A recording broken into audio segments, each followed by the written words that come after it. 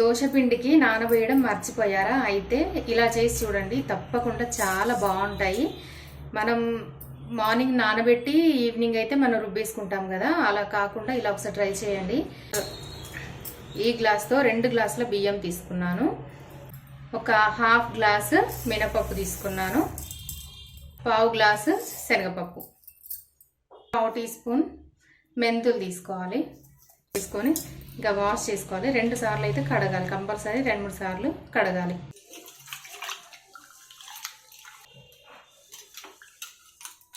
రెండు మూడు సార్లు మంచిగా కడిగేసుకున్న తర్వాత ఇంకా నెక్స్ట్ ప్రాసెస్ చెప్తాను.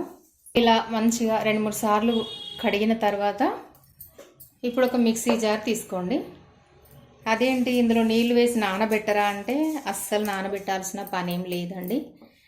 మీరు ఒకసారి ఇలా ట్రై చేసి చూడండి. నెక్స్ట్ దోశలు కూడా ఎలా వస్తాయో చూడండి. నేను దోశలు కూడా వేసి చూపిస్తాను. ఇప్పుడు ఈ బియ్యం అన్నీ కూడా సగం వేస్తున్నాను. ఫస్ట్ మొత్తం ఒకేసారి మిక్సీ పట్టకుండా సగం వేస్తున్నా. ఓన్లీ సగం వేసుకొని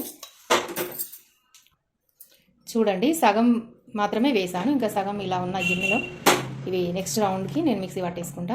2 సార్లు మిక్సీ పట్టుకుందాం. ఇంక ఇందులో నీళ్లు వేసి నానబెట్టరా, ఎలా మిక్సీ పడతారంటే ఇలా ఒకసారి ట్రై చేసి చూడండి. దోశలు కూడా ఎలా వస్తాయో నేను తప్పకుండా మీకు చూపిస్తాను. వీడియో లాస్ట్ వరకు చూడండి, ఎంత బాగా వచ్చాయి అనేది కూడా మీకు తెలుస్తుంది. అంటే మనం అప్పుడప్పుడు టిఫిన్కి మర్చిపోయినప్పుడు ఈ టిప్ చాలా బాగా యూజ్ అవుతుంది అనమాట. నేను ట్రై చేశాను, నాకు చాలా బాగా వచ్చాయి. సో మీకు షేర్ చేస్తున్నా. ఇక్కడ నేను అటుకులు కూడా వేస్తున్నా. 2 స్పూన్లు కడిగి చక్కగా వీటిని కడిగాను, అంతే, నానబెట్టలేదు ఏం, జస్ట్ వాష్ చేశాను. ఇవి లావు అటుకులు అనమాట. ఇవి నేను వేసుకొని మిక్సీ పట్టేస్తా. ఇందులో కొన్ని వాటర్ యాడ్ చేస్తూ మిక్సీ పట్టేసుకోవాలి. ఇంకా మనకి మిక్సీ పట్టేశాను చూడండి, ఇప్పుడు చూపిస్తాను. పిండి ఎప్పుడైనా కూడా బాగా మెత్తగా కాకుండా కాస్త రవ్వలాగా ఉండాలండి. మనకి ఇడ్లీ రవ్వ ఎలా ఉంటుందో అలా మిక్సీ పట్టుకోవాలి దోశ పిండి ఎప్పుడైనా కూడా. ఎందుకంటే మనకి దోశ అనేది మంచిగా క్రిస్పీగా రావాలంటే ఇలా రవ్వలాగా మిక్సీ పట్టుకోవాలి. మనకి పిండి రెడీ అయిపోయింది. ఒక బౌల్లోకి తీసుకుందాం. చూడండి, ఇలాంటి ఒక బౌల్ తీసుకొని, గిన్నె తీసుకొని ఇందులోకి పిండి అంతా వేసేసుకోవాలి. మిగతా బియ్యం పప్పు కూడా అన్నీ మిక్సీ పట్టుకొని ఇలాగే ఒక బౌల్లోకి వేసుకోవాలి. కొంచెం పెద్దగా ఉన్న బౌల్ తీసుకోండి, ఫ్రీగా ఉండాలి. మనం ఇంకా నెక్స్ట్ బియ్యాన్ని కూడా మిక్సీ పట్టేసుకుందాం, మిగతా బియ్యం కూడా. ఇక్కడ నేను మిగతా పిండి కూడా మిక్సీ పట్టేశాను. చూసారా, మనకి పిండి అయితే రెడీ అయిపోయింది. ఇప్పుడు దోశ పిండి ఒకసారి పిండి అంతా ఒకసారి కలిపేసుకుందాం. ఉప్పు అయితే ఇప్పుడు ఏం వేయొద్దు. మనకి పిండి రెడీ అయిపోయింది కదా, ఇప్పుడైతే పిండి అంతా ఒకసారి కలిపేసుకుందాం.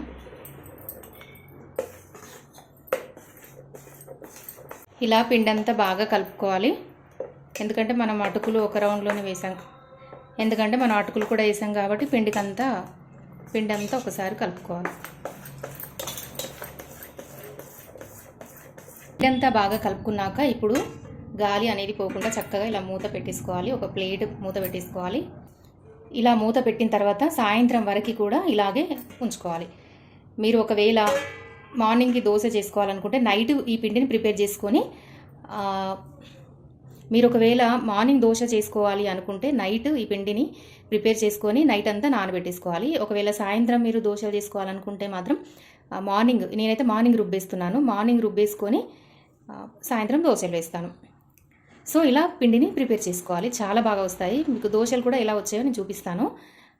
వీడియో ఎండింగ్ వరకు చూడండి. ఇంకా చూద్దాం పిండి సాయంత్రం వరకు ఎలా పులిసిందో చూద్దాం. మీరు నైట్కి అయితే నేను దోశలు వేసాను సాయంత్రం పూట. సో చూసారా ఎంత చక్కగా పిండి పులిసిందో. ఇందులో ఉప్పు కలిపేసి ఇంకా చక్కగా పిండి అంతా కూడా కొన్ని వాటర్ యాడ్ చేసుకొని మొత్తం అంతా కలుపుకోవాలి. ఇలా చక్కగా అంతా కలుపుకున్న తర్వాత ఇప్పుడు దోశ పెనం పైన ఇంకా దోశలు వేసుకోవడం అండి. చాలా బాగా వస్తాయి. మనం పిండి నానబెట్టి రుబ్బి చేస్తే ఎలా వస్తాయో సేమ్ అలాగే వస్తాయండి. ఎలాంటి చేంజ్ అన్నది ఏమీ ఉండదు టేస్ట్ వైజ్గా. అలాగే పిండి కన్సిస్టెన్సీ కూడా మనకు నచ్చిన కారంతో కానీ, లేదు అంటే